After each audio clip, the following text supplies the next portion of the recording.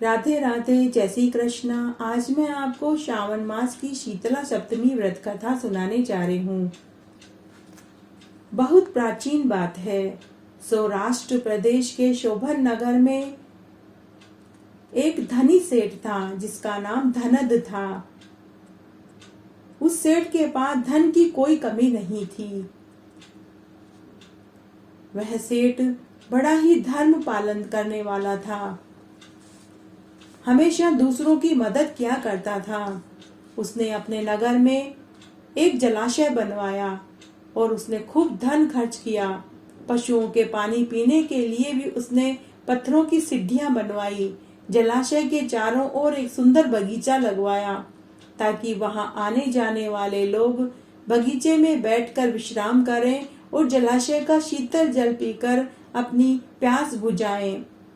कुछ समय तक तो उस जलाशय में खूब जल रहा, लेकिन एक दिन अचानक वह जलाशय सूख गया।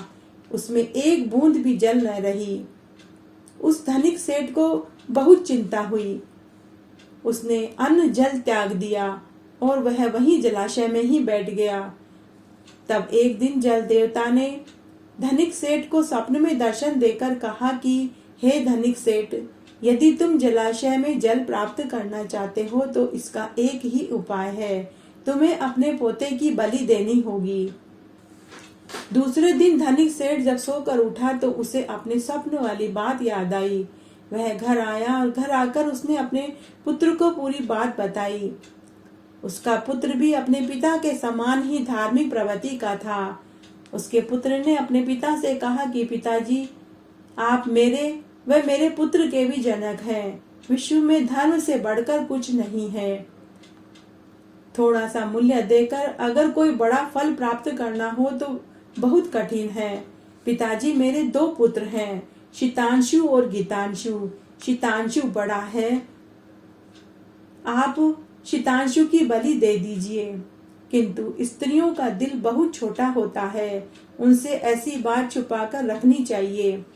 मेरी स्त्री अर्थात आपकी पुत्र वधू गर्भवती है। प्रसव के समय वह अपने मायके जाएगी, तब मैं उसे छोटे पुत्र को भी साथ ले जाने की कह दूंगा। उस समय हम यह कार्य सफलतापूर्वक कर सकेंगे। तब उसके पिता ने कहा कि हे पुत्र, तुम धन्य हो। तुम्हारे जैसा पुत्र पाकर मैं धन्य हो गया हूँ। इस तरह कुछ समय के बाद उनकी पुत्र वधू सुशीला को लेने के लिए उसका भाई आया। सुशीला जब अपने भाई के साथ पिता के घर जाने लगी तो उसके पति ने अपनी पत्नी से कहा कि तुम छोटे वाले पुत्र गीतांशु को भी अपने साथ ले जाओ। तब सुशीला ने अपने पति, सास ससुर की आज्ञा लेकर अपने भाई के साथ अपने पिता के घर चली गई। जब सुशीला मायके चली गई तब उसका ससुर अपने पुत्र और पोते के साथ जलाशय के पास गए और उन्होंने अपने पोते को सुंदर वस्त्र और आभूषण पहनाए और वरुण देवता का आह्वान किया और बोले कि हे जल देवता, आप प्रसन्न हो जाइए। आप इस जलाशय को जल से पूरा भर दीजिए। मैं अपने पुत्र की बलि दे रहा हूँ। इस प्रकार उसने अपने पुत्र की बलि दे दी, जिससे जल देवता प्रसन्न हो गए और वह जलाशय जल से लबालब भर गया। पिता और पुत्र जलाशय को भरा हुआ देखकर बहुत प्रसन्न हुए, परंतु पुत्र शोक से विवल होकर वे घर वापस आ गए। उधर सुशीला को पुत्र पैदा हुआ। 3 महीने तक वह अपने पिता के घर में रही। 3 महीने के बाद वापस अपने पिता से आज्ञा लेकर अपने ससुराल की ओर चल पड़ी। मार्ग में उसे वही जलाशय दिखाई दिया जो उसके ससुराल के कुछ दूरी पर ही था। जलाशय को जल से भरा हुआ देखकर सुशीला आश्चर्य में पड़ गई और बहुत प्रसन्न हुई और वह मन ही मन सोचने लगी कि यह सब कुछ मेरे ससुर के धन और परिश्रम का ही परिणाम है। उस दिन श्रावण मास की सप्तमी तिथि थी। सुशीला ने शीतला माता का व्रत रखा था। दही चावल मंगाकर स्वादिष्ट भोजन बनाया और जल देवता का पूजन करके दही चावल और ककड़ी नैवेद्य में चढ़ाया और ब्राह्मणों को बायना दिया और स्वयं भी भोजन किया। इसके बाद वह एक सुंदर पालकी में बैठकर अपने ससुराल की ओर चल पड़ी। तब जल देवता सोचने लगे कि इसने कितनी श्रद्धा और भक्ति से मेरा व्रत किया है और पूजन किया है, परंतु जब ये अपने घर पहुंचेगी और अपने पहले पुत्र को नहीं देख पाएगी तो बहुत दुखी होगी। ऐसा विचार करके जल देवता ने शीतांशु को जल से बाहर कर दिया। शीतांशु अपनी माता को देखकर जोर जोर से बोला, माँ माँ। सुशीला ने पीछे मुड़कर देखा और अपने पुत्र शीतांशु को देखा तो बहुत खुश हुई और उसे गोद में उठाकर उसका सिर चूम लिया और मनी मन सोचने लगी कि यह बालक यहाँ कैसे आया। फिर सुशीला ने सोचा कि अगर बालक से पूछूंगी तो यह डर जाएगा और वह मनी मन सोचने लगी कि यदि कोई चोर इसे उठाकर ले जाता तो गहने क्यों पहने हुए होता, और यदि इसे पिशाच लेकर आया है तो ये जीवित कैसे बच गया। निश्चित रूप से घर में सभी लोग इसे ढूंढ रहे होंगे और चिंता कर रहे होंगे। मुझे तुरंत घर पहुंचना चाहिए।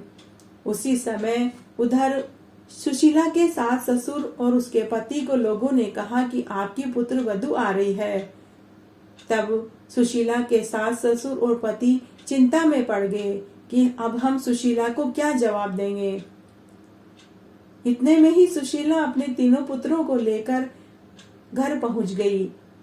सुशीला के ससुर और पति आश्चर्यचकित होकर शीतांशु को देखकर सुशीला से पूछने लगे कि हे शुचि स्मिते, तुमने कौन सा पुण्य किया है? तुम बहुत पतिव्रता हो, तुम धन्य हो, तुम भाग्यशाली हो, तुम पुण्यशाली हो। शीतांशु की मृत्यु हुए तो 3 महीने हो गए थे, किंतु तुमने इसे पुनः प्राप्त कर लिया और जलाशय भी जल से भर गया। यहाँ से जाते समय तुम मात्र एक पुत्र को लेकर गई थी, किंतु आज तुम 3 पुत्रों को लेकर आई हो। तुमने तो मेरे पूरे कुल का उद्धार कर दिया है। मैं तुम्हारी कैसे स्तुति करूं, मैं तुम्हारे कैसे पांव पड़ूं, मैं तुम्हारी कैसे स्तुति करूं, मैं तुम्हारी किस प्रकार पूजा करूं। और सुशीला के सास ससुर और पति सुशीला के पांव में गिरने लगे और फिर सुशीला के सास ससुर और पति ने सुशीला को पूरी बात बताई। तब सुशीला ने अपने सास ससुर और पति से कहा कि आप मेरे नहीं, शीतला माता के पैर पड़िए। मार्ग में मैंने शीतला माता का व्रत किया था और कथा सुनी थी और पूजन किया था। ये सब उन्हीं के पुण्य प्रताप का फल है। इस बात को सुनकर सभी बहुत प्रसन्न हुए। इस प्रकार उनके सारे मनोरथ पूर्ण हुए। तब उस धनिक सेठ ने नगर में ढिंडोरा पिटवा दिया कि श्रावण मास के शुक्ल पक्ष में शीतला सप्तमी का व्रत और पूजन करो, इससे सबके मनोरथ पूर्ण होंगे। के करने से घर में धन धान्य सुख समृद्धि होती है और पुत्र पौत्र दीर्घायु होते हैं। तो हे शीतला माता, जैसे आपने सुशीला के साथ पहले किया वैसे किसी के साथ मत करना, और सुशीला के साथ आपने बाद में किया ऐसे सबके साथ करना। कहने वाले को, सुनने वाले को और हुकारा भरने वाले को। घटती हो तो पूरी हो, पूरी हो तो परवान चढ़े, भूले बिसरे नाम तेरे भंडार में भरे। जय हो शीतला माता की जय।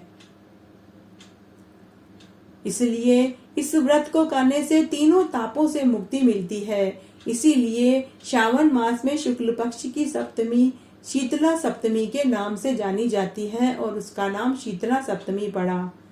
धन्यवाद।